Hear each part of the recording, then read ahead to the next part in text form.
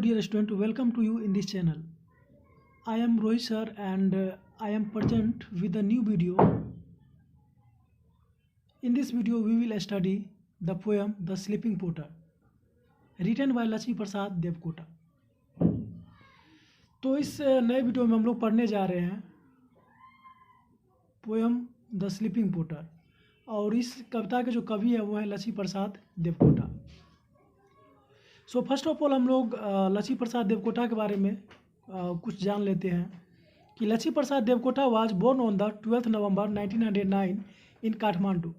लक्ष्मी प्रसाद देवकोटा का जन्म हुआ था 12 नवंबर 1909 को काठमांडू में, जो कि नेपाल की क्या है, राजधानी है।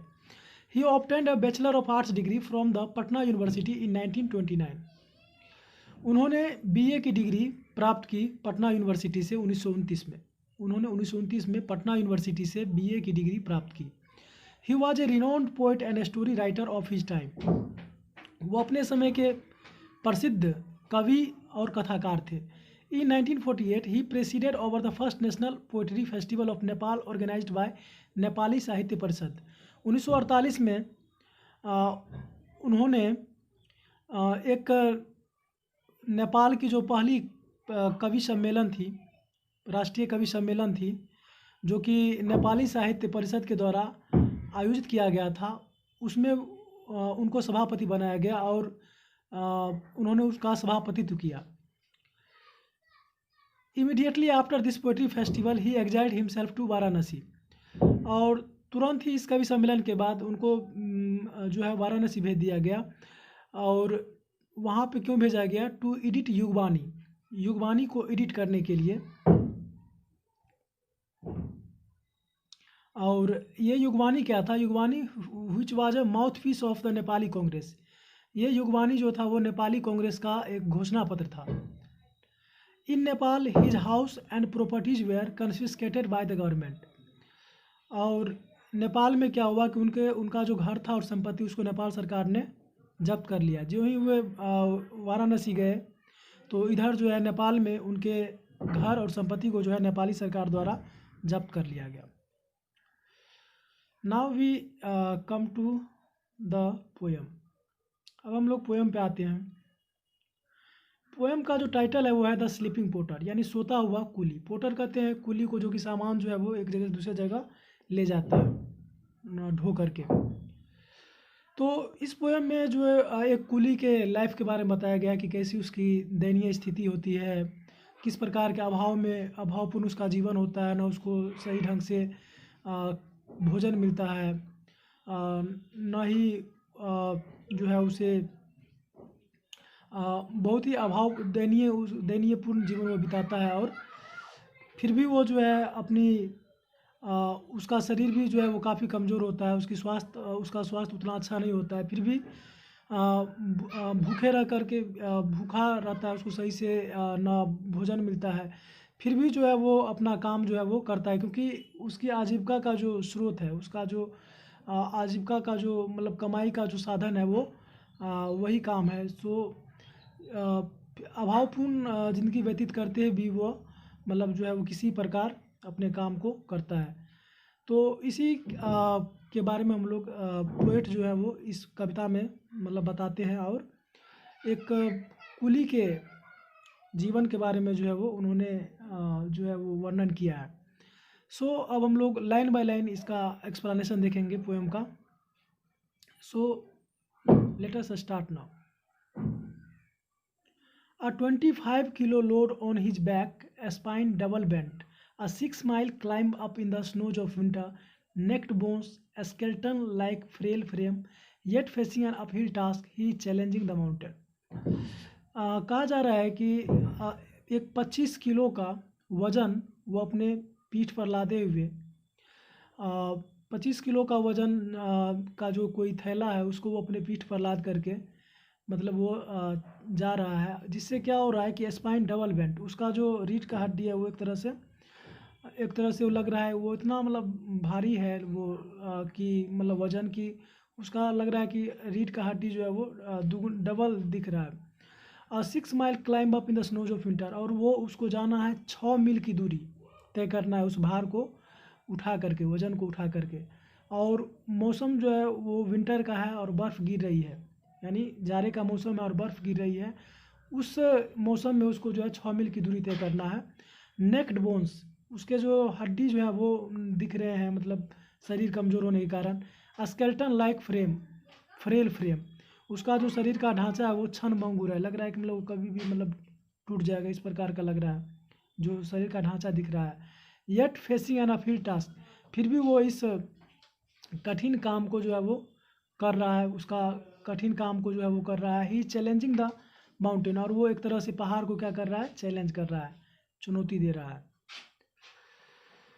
Now next paragraph, he is wearing a black cape, dirty, sweat stained. His body is an abode of fleas and lice. His mind very dull, although it emits a sulfur-like sour smell. But what a stout human figure! कहा जा रहा है कि he is wearing a black cap डटी, वह एक गंदा टोपी जो है काली कलर का पहना हुआ है। स्वीट स्टेंट हिज बॉडी, और उसके शरीर से जो है वो पसीना जो है वो निकल रहा है। और उसका बॉडी जो है, his body is an abode of fleas and lice, उसका बॉडी जो है वो भरा पड़ा है। फ्लीज एंड लाइस मतलब होता है कि जैसे लीख, जुए, उस सब से जो है भरा हुआ है। हिज माइंड वेरी डल, उसका जो माइंड है, दिमाग है, वो भी सुस्त है। Although it emits A sulphur like सोर स्मेल, और उसके शरीर से जो है वो एक सल्फर के जैसे गंध वाला पसीना जो है वो निकल रहा है। But what A stout human figure, लेकिन वो भी बड़ा ही मतलब सख्त आदमी है, फिर भी वो जो है वो ये काम कर रहा है, बड़े ही सख्त नेचर का वो लग रहा है। Now next paragraph, like a bird his heart is twittering panting, he is sweating and out of breath, एक पक्षी की तरह उसका जो है वो दिल जो है, हृदय जो है वो धड़क रहा है, और शरीर जो है वो पेंटिंग, ही इज स्वीटिंग, उसका शरीर जो है वो पसीने से नहाया हुआ है।